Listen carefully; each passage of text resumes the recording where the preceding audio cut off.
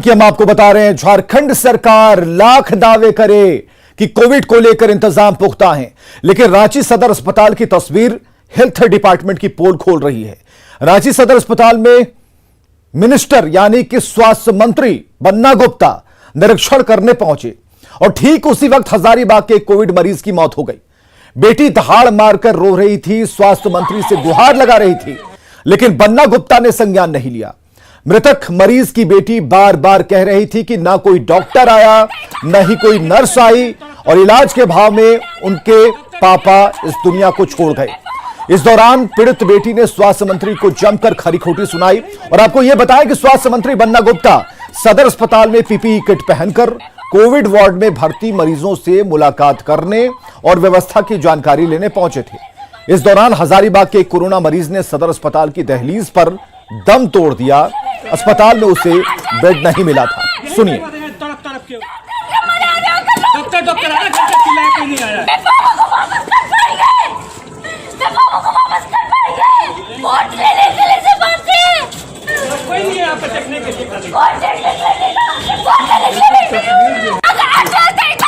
यही पे मरे हैं तड़प तड़प के डॉक्टर डॉक्टर आया घर तक चिल्लाया कोई नहीं आया।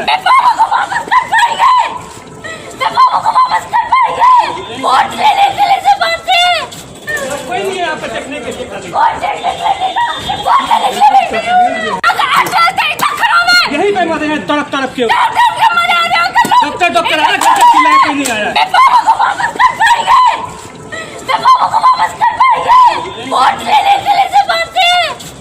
कोई नहीं यहाँ पे टेकने के लिए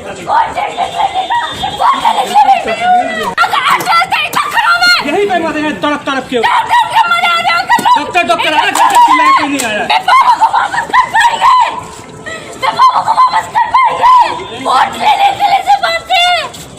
कोई नहीं यहाँ पे टेकने के लिए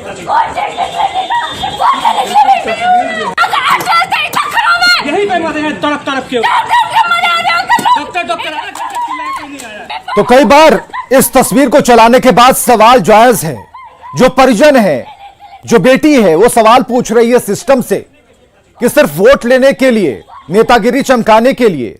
और यह है बन्ना गुप्ता साहब जो कि निरीक्षण करने पहुंचे थे। देखिए, पीपी किट उन्होंने पहना और कोविड मरीज जो कि अस्पताल में भर्ती हैं उनका जायजा लेने के लिए, उन्हें देखने के लिए, सिस्टम को समझने के लिए अस्पताल पहुंचे। लेकिन अस्पताल की दहलीज पर एक मरीज की मौत हो जाती है। उसकी यही पे मरे हैं तड़प तड़प के डॉक्टर डॉक्टर आया घर तक चिल्लाया कोई नहीं आया।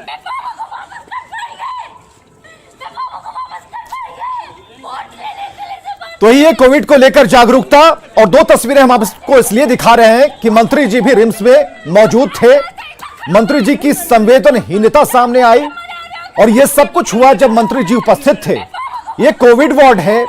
पीपी किट पहनकर मंत्री जी पहुंचते हैं उसी अस्पताल में जिसके गेट पर, जिसकी दहलीज पर एक मरीज की मौत हो जाती है। वो इसलिए कि उसे व्यवस्थाओं का लाभ नहीं मिल पाता।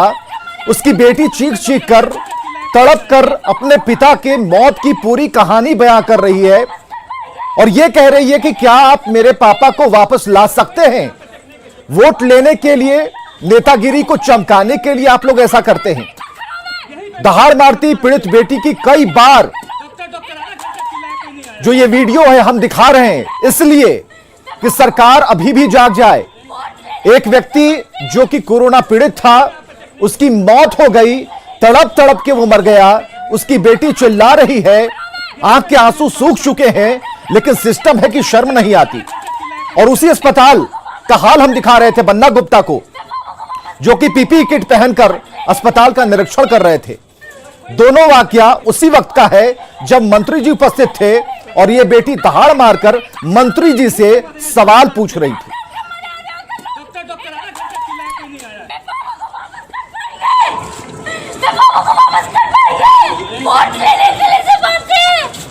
कोई नहीं यहाँ पे टेकने के लिए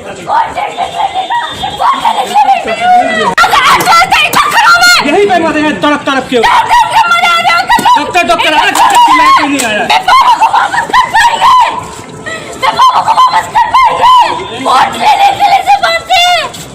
कोई नहीं यहाँ पे टेकने के लिए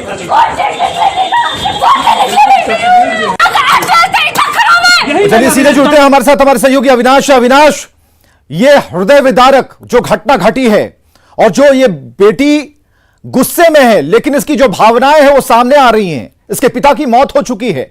उस दहलीज पर जहां पर सिस्टम यह कहता है कि आप मरीज को लाएं, 100% इलाज होगा, कहीं कोई दिक्कत नहीं होगी, और मरीज स्ट्रेचर पर आया है लेकिन चलकर जाएगा, दौड़ कर जाएगा, लेकिन यहां से मौत हो गई उनकी। स्वास्थ्य मंत्री बन्ना गुप्ता हमारे साथ जुड़े हुए। स्वास्थ्य मंत्री जी, एक बेटी की दहाड़ सुन रहे होंगे आप सोशल मीडिया पर, तमाम जगहों पर, क्या रिएक्शन है आपका? नहीं, देखिए, मौत किसी की भी होती है, वो दुखद है, ठीक है, और मौत से हम लोग बहुत मर्माहत है। लेकिन आप एक चीज बताइए कि आदमी इलाज करने के लिए अस्पताल जाता है, ठीक है, और मैं भी अपने पिताजी को लेके गया था और उनकी भी जो है कई बार उनको हृदयाघात हुआ, फिर जो उनकी मौत भी हो गई हृदयाघात से। तो क्या एकदम मतलब ये कोई ऐसी कोई सुनिश्चित व्यवस्था है क्या कि अस्पताल जाने के बाद जो है परमपिता परमेश्वर के द्वारा लिखा हुआ जो है उम्र काट दिया जाएगा? आप एक मेरे सवाल का जवाब दे पाएंगे स्वास्थ्य मंत्री जी? आपने अपने पिता की बात कही, एक छोटा सा सवाल है। आप सूबे के स्वास्थ्य मंत्री हैं, जितनी आबादी है सभी बड़े ही तन्मयता के साथ आपकी बातों को सुनती है, आपके निर्दोषों को मानती है, आपकी व्यवस्थाओं पर सवाल खड़े नहीं करती, सिर्फ उसे मान लेती है। लेकिन जिस दहलीज पर मरीज की मौत हो गई, उस पर आप क्या कहेंगे? बेटी का यह कहना है कि उन्हें व्यवस्थाओं का लाभ नहीं मिला। अच्छा, आप एक बात मेरी बात सुनिए। बिल्कुल कहिए, बिल्कुल कहिए। आप एकदम जो है कि अर्नब गोस्वामी की तरह बिल्कुल नहीं, माफ कीजिएगा, मैं आम जनता हूं, आम जनता की तरफ से सवाल कर रहा हूं। मेरी बात जी बोलिए। उस बहन के दुख से हम बहुत दुखी हैं, ठीक है, लेकिन आप एक चीज सोचिए कि आज यदि बन्ना गुप्ता अचानक स्वास्थ्य मंत्री होने के बाद अचानक क्यों सदर अस्पताल गया था, ये भी तो एक क्वेश्चन होगा। बिल्कुल, ये खबर चलाई है बन्ना गुप्ता जी। बन्ना गुप्ता जी, ये खबर हमने चलाई कि आप पीपीई किट पहनकर कोरोना मरीजों का हाल जानने पहुंचे थे, ये खबर हमने चलाई है। मैं आईसीयू में गया था, आईसीयू में, बिल्कुल, एकदम गंभीर कोरोना के मरीज पड़े, ठीक है, और वहां मैं जाकर मरीज से बात किया, और वहां क्या कोई भी पूरे देश का कोई एक स्वास्थ्य मंत्री है जो आपकी नजर में है? ये आपका बड़प्पन है और ये आपका फर्ज है। सबसे बड़ी बात की आपका फर्ज है, और ठीक है, अगर कोई भी स्वास्थ्य मंत्री नहीं जाता, नहीं मतलब है उससे। बन्ना गुप्ता गए, ये बड़ी बात है, और इस खबर को हम चला रहे हैं। केंद्रीय स्वास्थ्य मंत्री गए कभी? देखिए, इसमें कहीं कोई केंद्रीय राज्य के मंत्री की बात नहीं है बन्ना गुप्ता जी। बिल्कुल सरल लहजे में मत करिए, आप मंत्री हैं, आपको रोकिए मत। मैं उस बहन की सवाल का जवाब दूंगा, मेरी बात को। हाँ बोलिए, बिल्कुल अपनी बात खत्म कीजिए। क्या इस देश के प्रधानमंत्री कभी गए कोविड बाद के आईसीयू वार्ड में और डायरेक्ट जाके मरीजों को पूछा कि भाई तुम इतने कोरोना में कितने ग्रीवियस प्रॉब्लम में हो? लेकिन मैंने वहां जाकर पूछने का काम किया, ठीक है। अब यदि इस बीच में कोई एक मरीज की मौत होती है नेग्लिजेंसी पर, जैसा बहन का कहना है, मैं उस बहन की बात से सहमत हूँ। यदि वो बोल रही है कि नेग्लिजेंसी हुआ है, मैंने चिट्ठी लिख दी है, मैंने आदेश कर दिया है कि आप इस नेग्लिजेंसी पर पूरा क्यों नहीं सिविल सर्जन पर कार्रवाई हो। ये अच्छी बात है। आप हमको तुरंत जवाब भेजिए 48 घंटे में। क्योंकि देखिए, किसी भी माँ का, किसी भी बहन का, किसी भी भाई का, यदि कोई भी परिजन की मौत होगी तो दुख है। बिल्कुल। और कोई हम लोग भी तो किसी माँ से पैदा हुए हैं ना, किसी परिवार से ना हम हैं। मंत्री होने से क्या हुआ? हमको तो मालूम है ना कि कोई यदि दुखी है, रो रहा है, बिलक रहा है, तो उसकी जरूर कोई संवेदना है। और यदि उसमें नेग्लिजेंसी हुई है, यदि अस्पताल तो आदमी तभी जाता है ना जब कोई बहुत ग्रीवियस प्रॉब्लम होता है। बिल्कुल। ये कोई जरूरी नहीं कि अस्पताल जाने वाला आदमी जो है, हर आदमी जो है एकदम ठीक हो जाए तुरंत, ठीक है।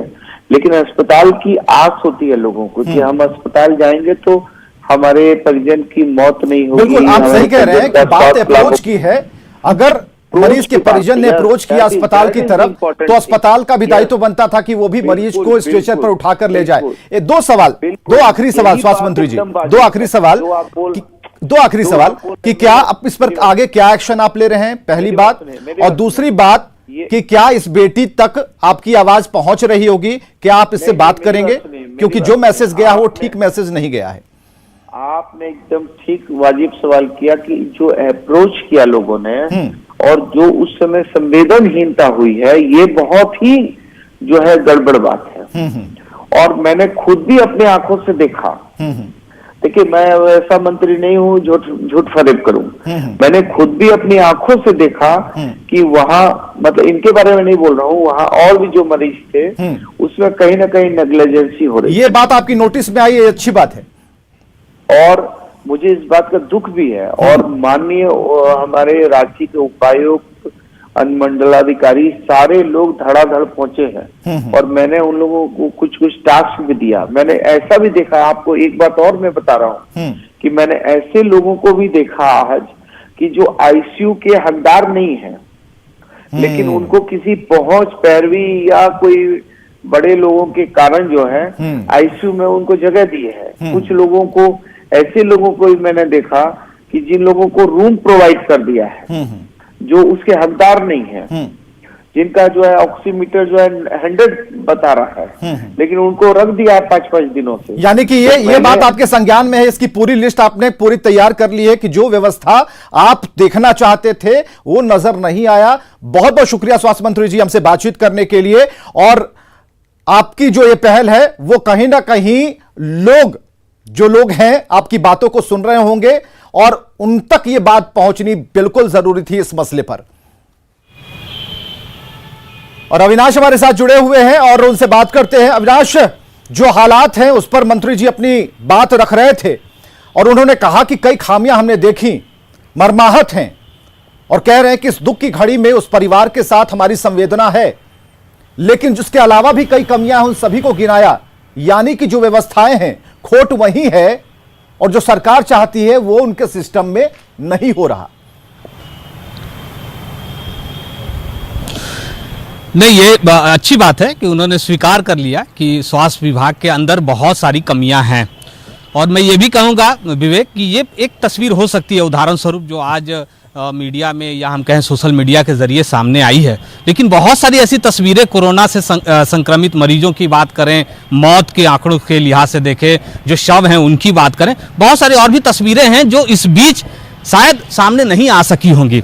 लेकिन हकीकत यही है विवेक कि अगर आप राजधानी रांची के बहुत सारे अस्पताल, मैं सिर्फ सरकारी अस्पताल की बात नहीं करूंगा, निजी अस्पतालों की भी बात करें, जैसा कि अब सरकार ने कहा भी है कि 50% जो बेड हैं उसे आरक्षित करना है। अगर ये सीटें आरक्षित हैं, ये बेड आरक्षित हैं, तो फिर ऐसे मरीज एक अस्पताल से दूसरे अस्पताल कैसे भटक रहे हैं? क्या जो यहाँ जो मरीज पहुंचे थे वो मरीज निजी अस्पताल से आए थे, वहां जब उन्हें एडमिट नहीं किया गया तब यहां पवन पहुंचे थे और उसके बाद उनकी मौत हो जाती है सिर्फ कागजी प्रक्रियाओं के चक्कर में। जब तक डॉक्टर साहब उन्हें अंदर लेकर जाते तब तक वो इसी सदर अस्पताल की दहलीज पर दम तोड़ चुके थे। और जो बेटी की भावना है, जो बेटी का एक पिता के प्रति जो उसकी भावना थी, वो प्रकट हुई मंत्री के सामने। और ये सही बात है कि जब हम किसी सरकार को चुनते हैं, जब हम किसी जनप्रतिनिधि को चुनते हैं, उसी दिन के लिए चुनते हैं जब हम संकट में हों, जब हम अस्पताल जाएं तो हमारा इलाज होना चाहिए,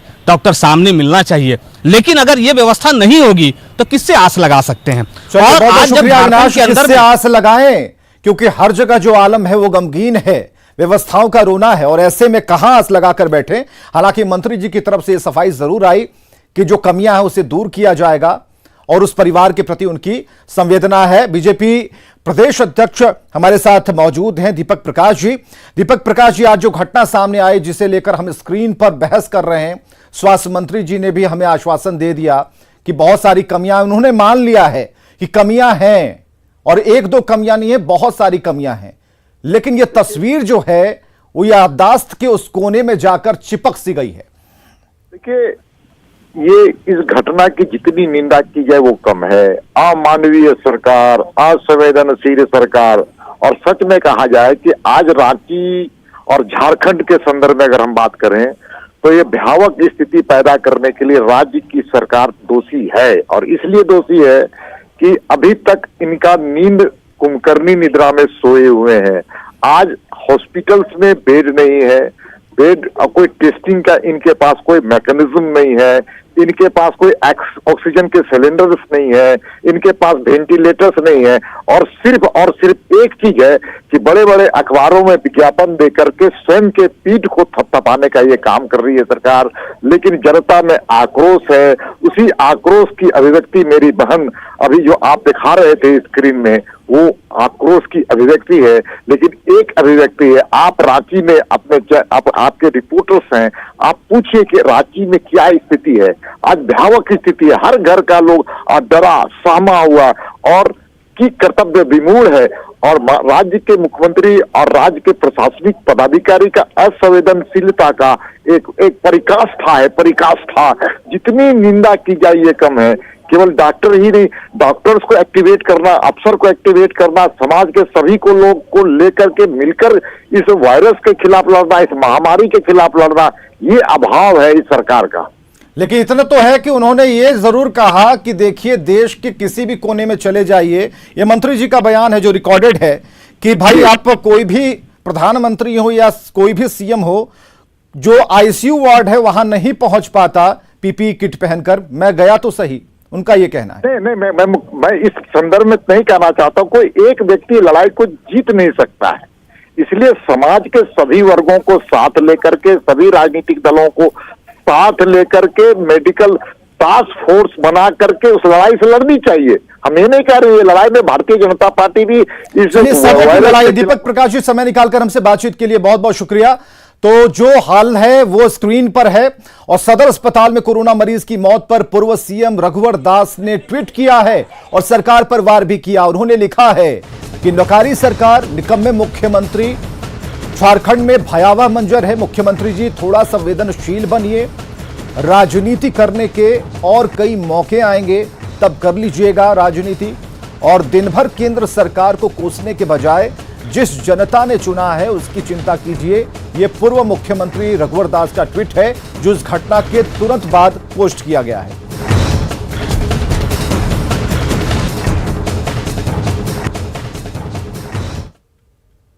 और आगे देखिए 200 गांव 200 खबर।